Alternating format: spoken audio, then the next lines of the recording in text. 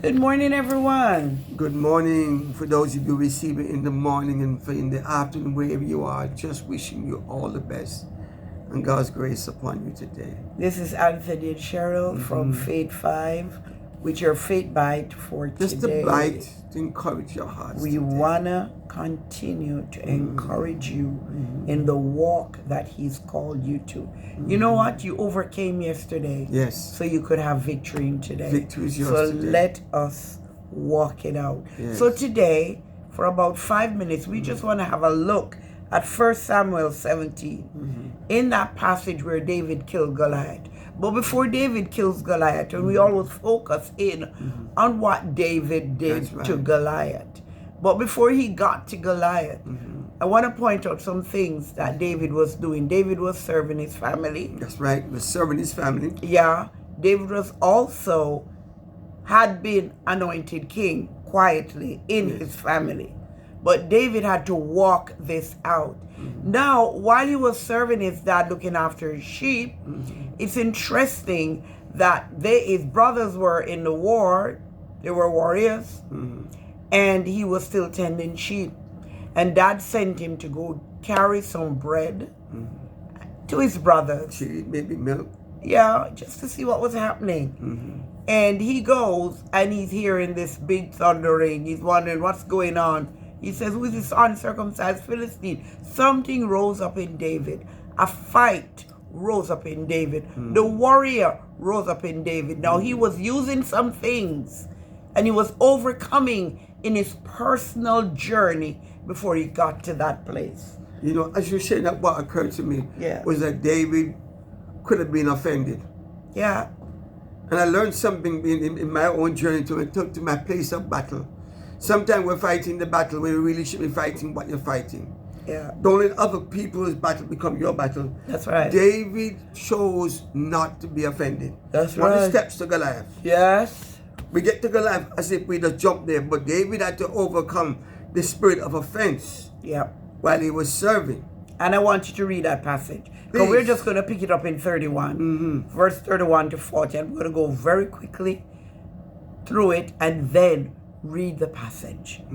Now when the words which David spoke were heard, they reported them to Saul, and Saul sent for him, King Saul. Then David said to Saul, let no man's heart fail because of him. Your servant will go and fight with this Philistine.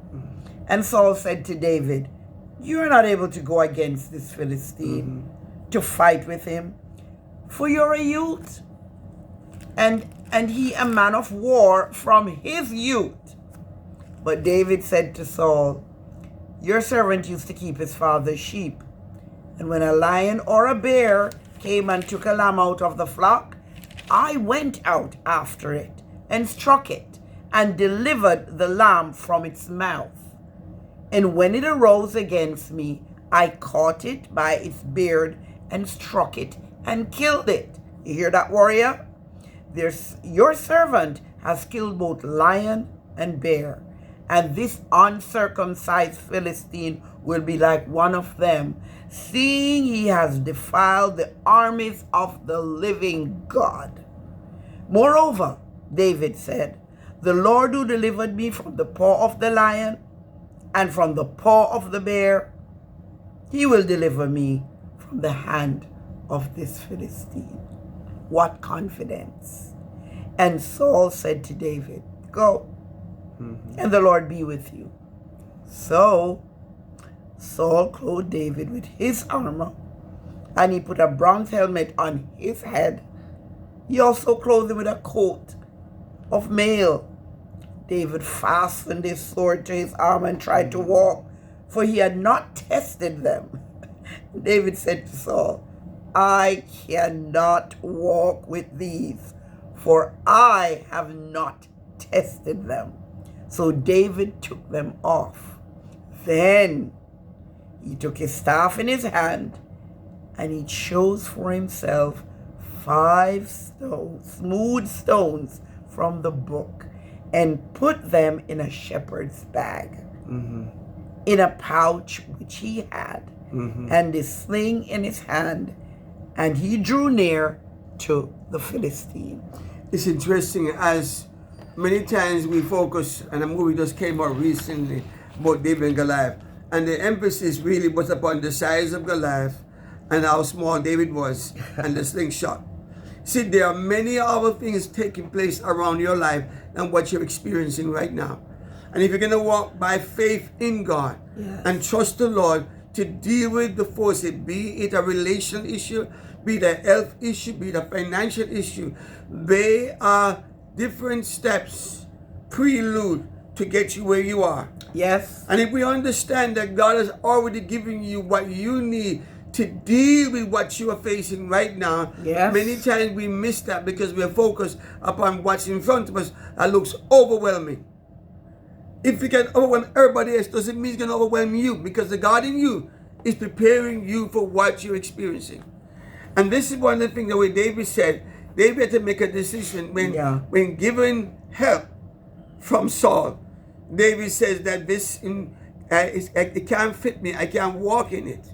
Because I haven't tested I've not tested in my personal walk. Yes. You see, this is where Christianity and the walk with God separates.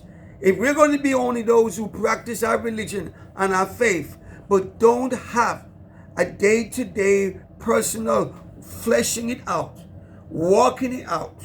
And so when a situation comes, David says, I'm going to go back to the things that I have used to deal with my past bears, my past lions, and the situation that's in front of me right now. That's right. So what's in front of him now? David said, no, I can't do this.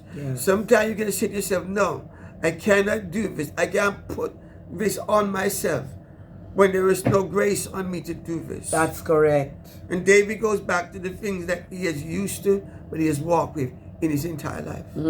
So what are you walking out? What in area where God has in the past helped you? What did you do in the past that God brought you through and used you in that way to bring help and deliverance? That same God is able today. That's correct. To give you the grace and strength to face what you're facing today and give you the ability to overcome.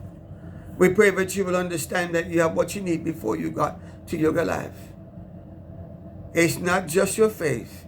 It's knowing how to resist the temptation to take on something that God didn't give you. And always walk with it has been tested in your life.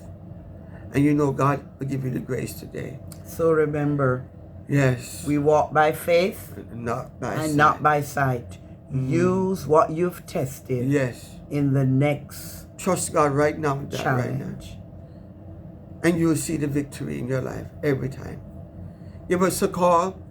If you need any help to walk it out, we're here to pray, to support you, to encourage you. And also, if this ministers to you at all and encourages you in your journey, please share with somebody else. This is Anthony and Cheryl Nelson on Faith 5, signing out and giving you the strength to go ahead.